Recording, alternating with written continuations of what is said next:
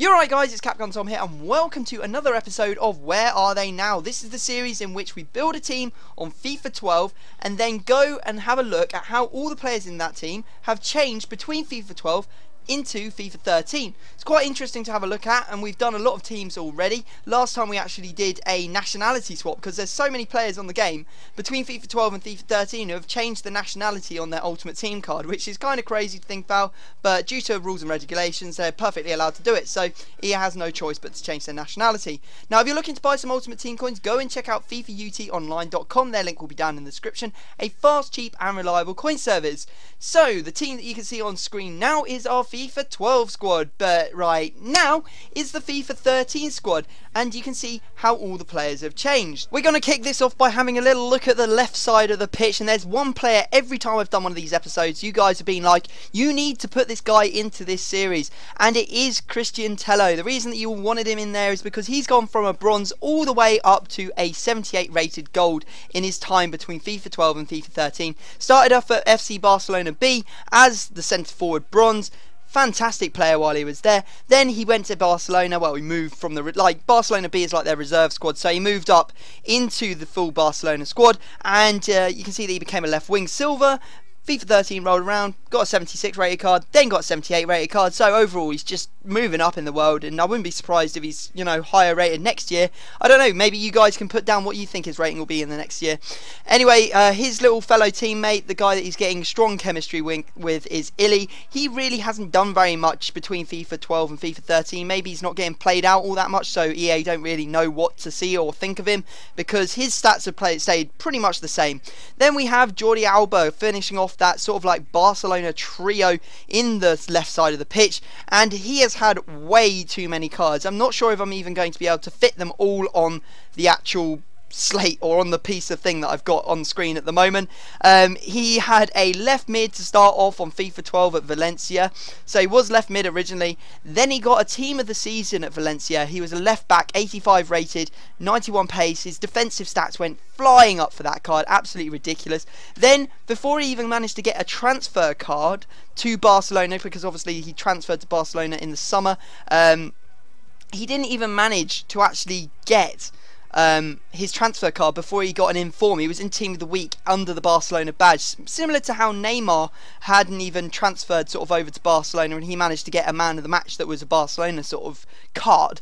Then he obviously got his transfer card. This year he's had his 81 rated version. He's had a first inform, a second inform, he's had a team of the season, which is absolutely beast. Look at it, 94 pace, and then he's had a man of the match as well on top of it. So he's probably the most carded player I've ever done in this series, which is quite an accomplishment, that's to say the very least. So moving back to the middle of the field, and at the striker position we are using El-Kabir. This guy on FIFA 12 was absolutely insane. I loved him, he was so good.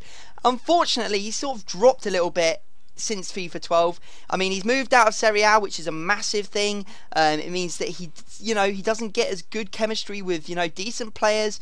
He actually moved out to the Allsvenskan League, and he's been at Majalbi, AIF and BK Hacken, teams that I never ever make teams around those sort of players. So unfortunately he's like not all that good anymore. He hasn't got, the same pace. He's not as good really. It's just really frustrating because he was one of my favourite players on FIFA 12.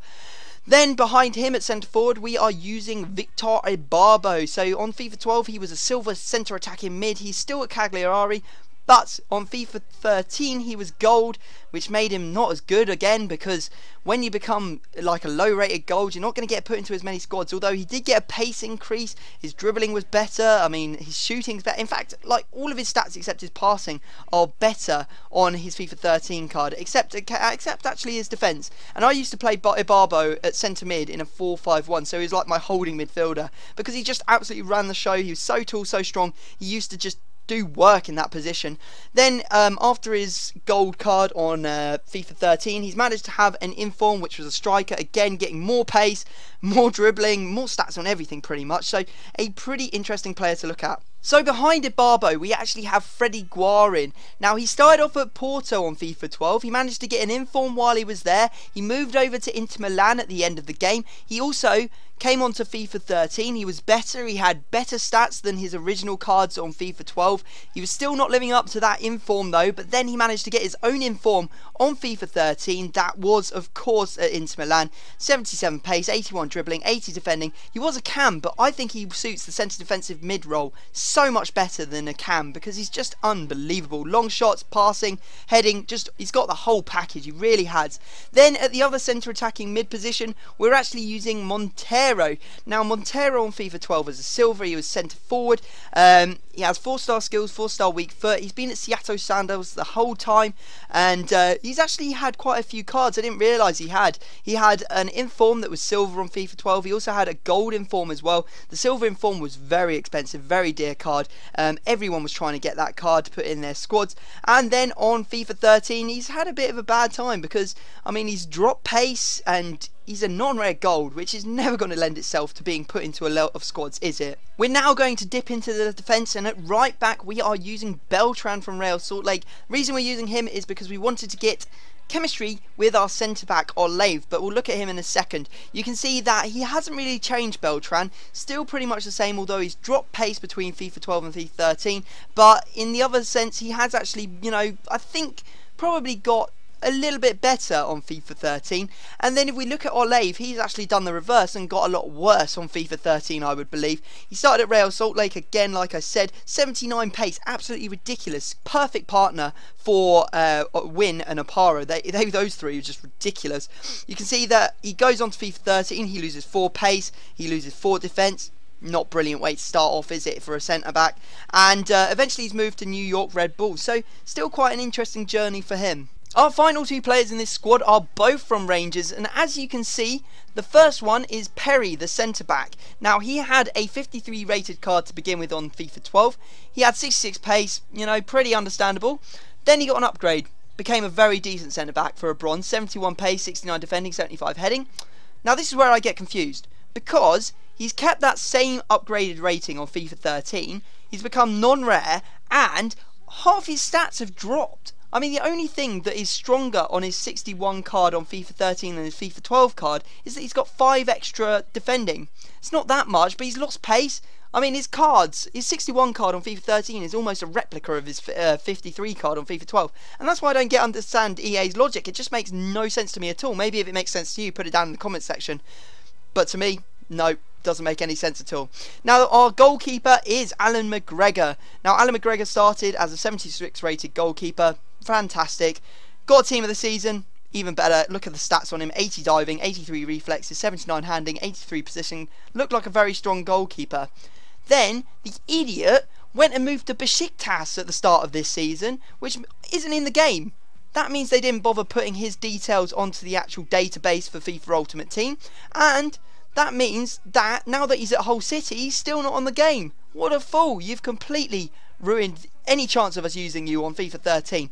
So there you go, guys. That is the team. I hope you have enjoyed the video. Obviously, if you could drop it like that, would be absolutely amazing. If you have any suggestions of players that I should feature later on in this series, I'm planning to do a couple more of these because you guys seem to really enjoy them, and obviously I want to make content that you all enjoy. Go ahead, put them down in the comments section. I would love to see your suggestions. Also, stick about because I'm about to show you some goals from both FIFA 13 and FIFA 12. Can you tell the difference? Do you actually, you know, can you really work out which is which from the clips? Because generally, when I look at FIFA 12 and FIFA 13, I can't tell the difference between the gameplay. But maybe you can. It's completely up to you. But other than that, I'm going to have to stop talking because I can tell, or I can hear myself waffling on and on and on. So I will stop talking, I will leave it there, and I will see you all next time.